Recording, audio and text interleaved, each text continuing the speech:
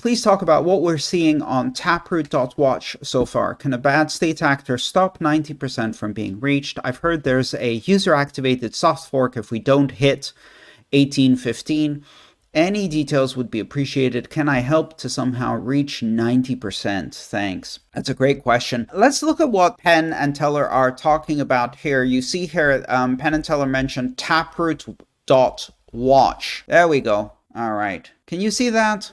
This is a website called taproot.watch, and taproot.watch shows us the current activation. So this is a website that tracks the information that is present in the blocks. Now, basically, every Bitcoin node out there, every Bitcoin client, every Bitcoin miner is seeing the same information. And this website is tracking it for you so you can visualize it and see it. Every 2016 blocks from the Genesis block, we have a difficulty period. And that's the period in which difficulty gets readjusted every 2016 blocks. So within that period, that's a signaling period. We use the same 2-week period to do a round of voting.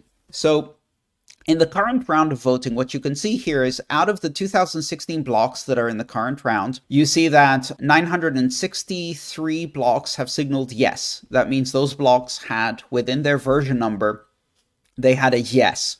And you can see that here, like if you look at this green block, right? And I can actually click on this. This one was mined by F2 Pool, and this is a clickable button. So let's click on it and see what happens. It's kind of cool. So this takes us to a website that is tracking blocks. If you look at the version number of the block, you see here that it is signaling Taproot. So the version number of this block is signaling Taproot, and you can see that by clicking on that block. I don't know if did the screen change. It did change. That's good. All right, going back here, and if we look at this other block here from btc.com, and I open this one, and you see there's a different version number in there. That version number is not signaling Taproot.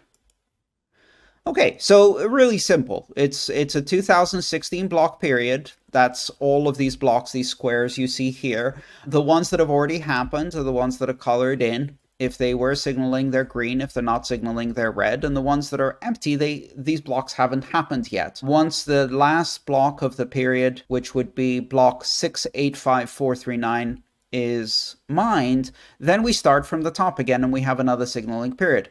Now, interesting here, in order for Taproot to be activated within a signaling period, 1815 or 1815 blocks, 90% need to signal yes. And we can tell if 296 have signaled no within this period, that means that even if all of the ones coming next were yes, we still wouldn't hit 90%. And that's why it says here, Taproot cannot be locked in within this period. So next period, we'll see if we can reach it. Now, I want you to pay attention to something else.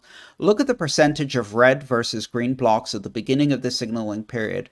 And when we started 2 weeks ago in the previous signaling period, it was a lot of red. And gradually the percentage of green started increasing. And once a mining pool goes to green, they tend to stay at green. So we're seeing a greater percentage. Now look what happens as the signaling period continues. Do you see something? You may notice that the number of red blocks has dropped dramatically. And if you look at where we are here, now we've got a very big percentage of the blocks. So what we're looking for is less than 1 in 10 blocks being red. If 9 out of 10 blocks come in green, then we're going to activate. So it looks like we're heading for activation pretty soon. Maybe next period, maybe the period after that. And we have until August. So I think that's going to happen. Honestly, it looks very positive right now. There doesn't seem to be a lot of controversy. And of course, one thing to keep in mind here is that we can see which miners are activating and we can see which miners are holding back. Or mining pools are holding back. So ironically, what's going to happen here is if there's 1 or 2 holdouts, they're going to start getting all kinds of pressure from the community. Now back to Penn and Teller's question.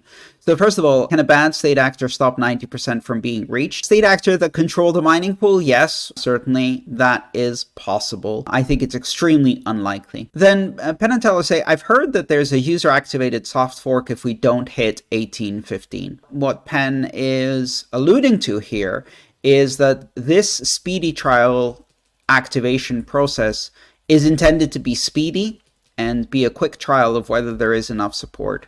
If by August it has not activated and the voting period ends in August, if by that time it hasn't been activated, the community has shown readiness to try alternative activation mechanisms, including a user-activated soft fork, which is almost like a boycott of the miners, where users reconfigure their nodes to simply reject any blocks that are not activating, that are not signaling activation, to kind of force the miners. I honestly don't think that's going to be necessary. But of course, just having that option available to users puts enormous pressure on miners. And they don't want to get into a power struggle against users, because last time they did in SegWit in August of 2017, they lost that power struggle. They had to capitulate to a potential embargo. So there's a chance that simply the threat of a user-activated soft fork will be enough. Can I help somehow to reach 90%? No, this is a miner activation right now. So unless you're mining or running a mining pool, really, you can't really help to reach 90%.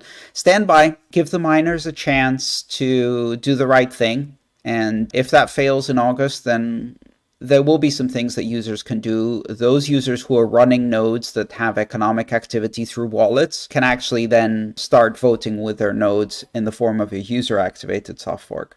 Hi, thanks for watching the video. I'm Andreas Antonopoulos. I'm the author of Mastering Bitcoin, Mastering Ethereum, and the Internet of Money series. If you'd like to support my mission of bringing education about Bitcoin and open blockchains to as many people as possible under open, free Creative Commons licenses, please consider subscribing to my channel and supporting me on patreon.com/AANTONOP. Thank you.